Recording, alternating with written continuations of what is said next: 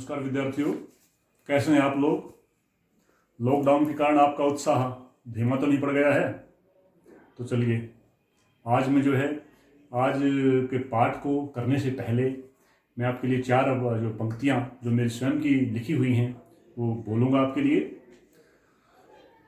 आगे बढ़ते हुए कदमों को रुकने मत देना, आगे बढ़ते हुए कदमों को रुकने मत देना, अपने उत्साही मस्तक को झुकने मत देना, अपने उत्साही मस्तक को झुकने मत देना।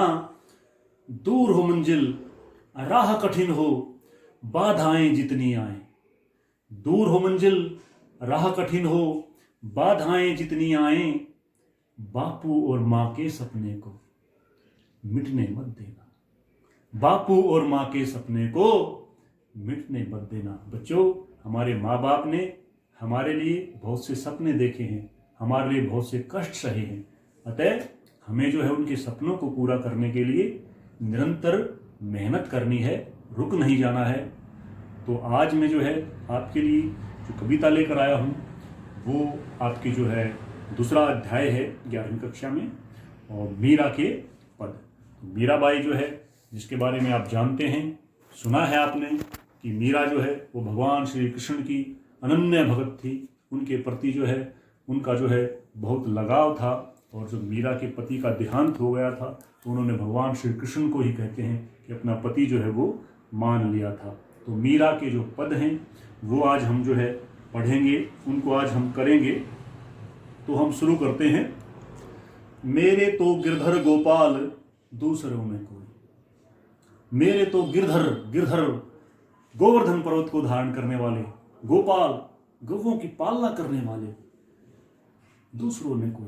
कहता है कि मेरे तो सर्वस्व सब कुछ वो गोवर्धन पर्वत को धारण करने वाले और गौओं की पालना करने वाले भगवान श्री कृष्ण हैं। उनके अलावा इस दुनिया में मेरा कोई नहीं है। आगे देखिए क्या कहा है। जाके सिर मोर मुकुट मेरे पति सोई, कि जिनके सिर पर मोर पंखों से बना हुआ मुकुट है, अर्थात वो मोर मुकुट जो धारण करते हैं वही मेरे पति हैं। उन्हीं को मैंने अपना पति वो माना, अपना स्वामी वो माना हुआ है।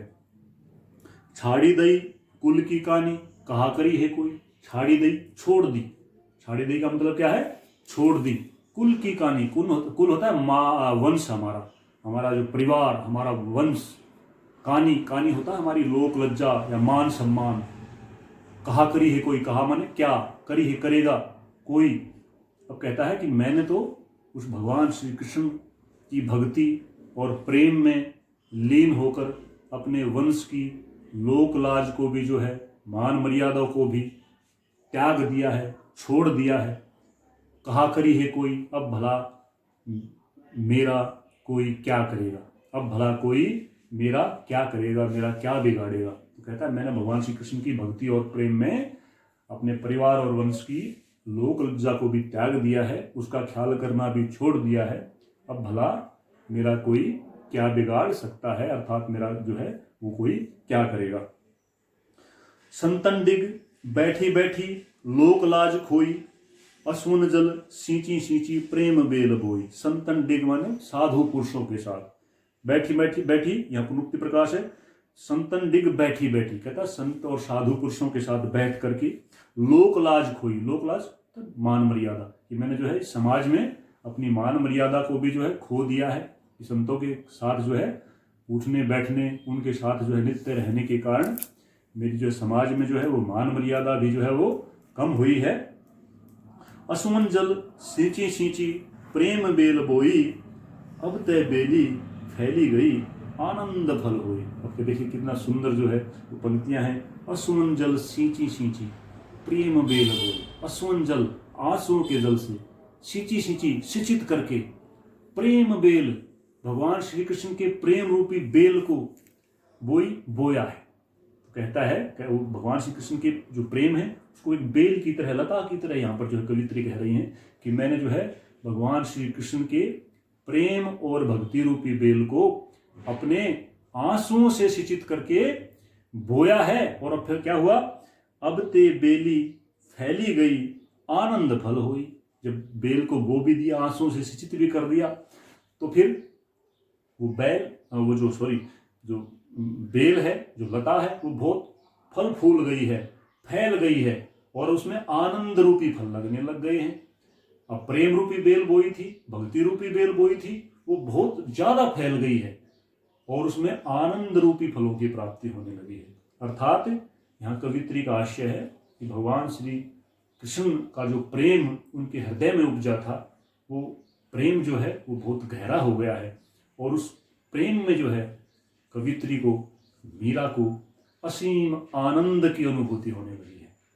वो बेल का फैल जाना और आनंद फल लगना, ये तात्पर्य है कि वो जो भगवान श्री कृष्ण का प्रेम और भक्ति जो मीरा के हृदय में उपजी थी, वो बहुत गहरी हो गई है, और उस भक्ति और प्रेम में मीरा को असीम आनंद जो है वो आने लगा है, असीम आनंद की प्राप्ति होने लगी है। तो जो प्रेम रूपी जो बेल बोई थी वो बहुत फैल गई है, और उससे आनंद रूपी फल जो है वो प्राप्त होने लगे हैं। दूध की मथनियां बड़े प्रेम से बिलोई, दधी मथी घृत काढ़ लियो, डारी दई छोई। दूध की मथनियां, कहती है भगवान श्री, मथनी होता है जिससे हम मथते हैं, बिलोते हैं, तो कहता है भगवान श्री कृष्ण के प्रेम रूपी दूध को, या भगवान श्री कृष्ण रूपी दूध को मैंने जो है वो मथ लिया है। किसके साथ? बड़े प्रेम के साथ। और अब क्या कहता है? दूध की मथनियां बड़े प्रेम से बिलोई, कहता है मैंने भगवान श्री कृष्ण के प्रेम रूपी दूध को जो है वो प्रेम के साथ जो है बिलोया है, मथा है। और अब उसमें क्या कहा है? दधी मथी घृत काढ़ लियो, जिस प्रकार दही को मथ करके, बिलो करके, उसमें से उपयोगी समझ करके, सार युक्त समझ करके घृत को तो निकाल लिया जाता है, घी को तो निकाल लिया जाता है, और डार दही छोई, और लस्सी को जो फेंक दिया जाता है, छोई लस्सी को बोलते हैं। ठीक उसी प्रकार जो है मैंने इस संसार से जो है भगवान श्री कृष्ण के प्रेम और भक्ति रूपी घृत को किसको बोली? भगवान श्री कृष्ण का प्रेम और भक्ति को तो मैंने अपना लिया है, और बाकी संसार को मैंने छाई की तरह, लस्सी की तरह, अनुपयोगी, बिना जरूरत का, बेकार समझ करके पूरे संसार को त्याग दिया है। तो ये फिर देख लीजिए कि मैंने भगवान श्री कृष्ण के प्रेम और जो भक्ति है उस रूपी दूध को बड़ा प्रेम से बिलोया है, और मैंने जो है जिस प्रकार घी को मथ करके, बिलो करके उसमें से घी, उपयोगी घी को निकाल लेते हैं और लस्सी को बेकार समझ करके फेंक देते हैं, उसी प्रकार जो है मैंने भगवान श्री कृष्ण के प्रेम और भक्ति को सारयुक्त समझकर इस संसार में अपना लिया है, और बाकी संसार को लस्सी के समान अनुपयोगी समझ करके त्याग दिया है। भगत देख राजी हुई, जगत देख रोई, दासी मीरा लाल गिरधर तारो अब मोही। भगत देख राजी हुई, कहती है कि मेरी जो दशा है भक्ति और प्रेम में ऐसी हो गई है कि जहाँ मुझे भगवान कृष्ण के भगत मिलते हैं तो मैं बड़ी प्रसन्न हो जाती हूँ, और संसार के लोग और सांसारिक बातें जहाँ भी मुझे मिलती हैं, दिखाई देती हैं, उनको देख करके मेरी कोई रुचि नहीं होती। सांसारिक चीज़ों को देख करके मुझे रोना आने लग जाता है। और आगे कहती हैं, दासी मीरा लाल गिरधर तारो अब मोही। दासी, हे गिरधर, गोवर्धन पर्वत को धारण करने वाले भगवान श्री कृष्ण, ये मीरा तो आपकी सेविका है, आपकी दासी है। तारो अब मोही, तारना, उद्धार करना, मुक्ति प्रदान करना, भवसागर से पार उतारना। अब कहती है कि हे गोवर्धन पर्वत को धारण करने वाले भगवान श्री कृष्ण, ये मीरा तो आपकी सेविका है, अब आप ही इसका उद्धार कीजिए, इसकी मुक्ति कीजिए। तो मीरा जो है उस भगवान श्री कृष्ण की जो है पैर लगा रही है। तो इस पद्यांश में जो है वो जो हम साहित्यिक विशेषताओं की बात करें तो मीरा के कृष्ण के प्रति अनन्य प्रेम, समर्पण और भक्ति का चित्रण किया गया है। श्रृंगार की वियोग रस जो है इस पद में जो है मिलता है। वियोग श्रृंगार होता है जब नायक नायिकाएं जो है वो दूर दूर हों, तो उस श्रृंगार का वियोग पक्ष होता है वो। तो वियोग श्रृंगार जो है उसकी जो है प्रस्तुति हुई है इसमें, या प्रकट हुआ है।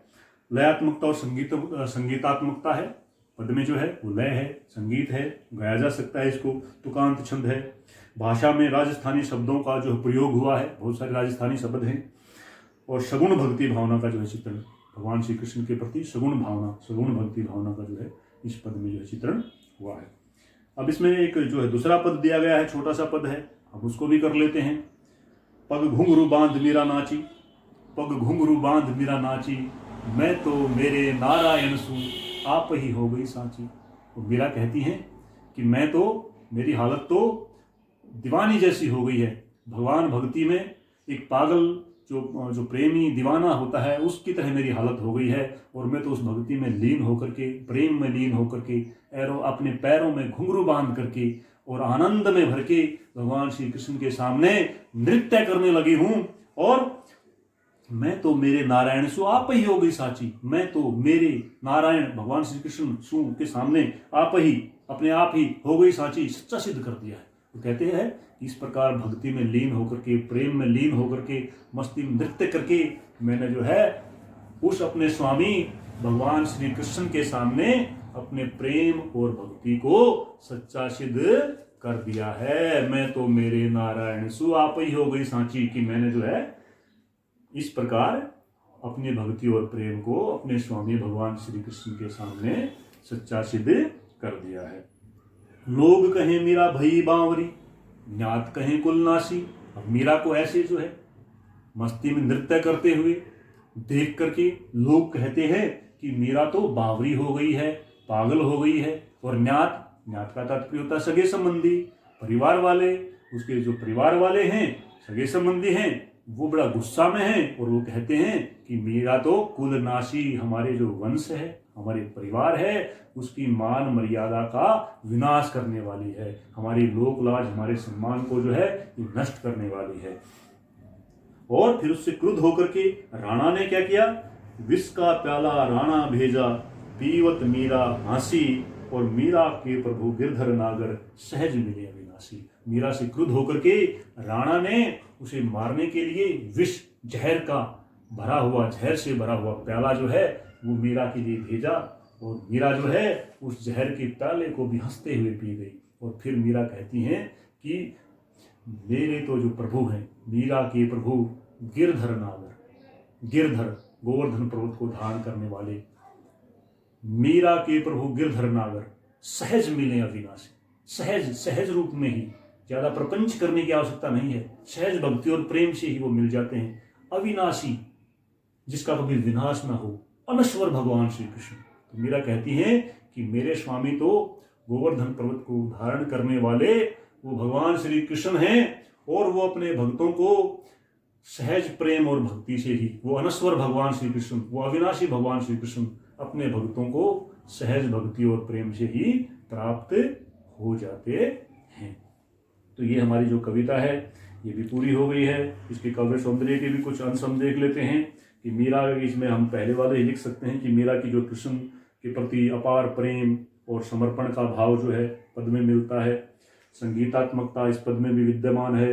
सुगुण भक्ति के दर्शन होते हैं, सगुण भक्ति भावना है, प्रसाद गुण विद्यमान है, और वियोग श्रृंगार रस, वियोग श्रृंगार का भी वर्णन है कवि में, और राजस्थानी जो है वो बहुत से शब्द जो है इस कविता में मिलते हैं। तो बच्चों, ये कविता जो है मीरा की हमने पढ़ी है, आशा है आपको बड़ी अच्छी लगी होगी। आपको मेरे वीडियो कैसे लगते हैं आप बताते रहें। अच्छे लगते हैं तो लाइक बटन दबाएं, और आगे आपको मेरे वीडियो पहुंचते रहें, बेल आइकन का दबाएं। मेरे चैनल को सब्सक्राइब करना ना भूलें, ताकि जो है मेरे वीडियो जो है अविलंब जो है आपके पास पहुंच जाएं। और आप सबका बहुत बहुत आभार, धन्यवाद।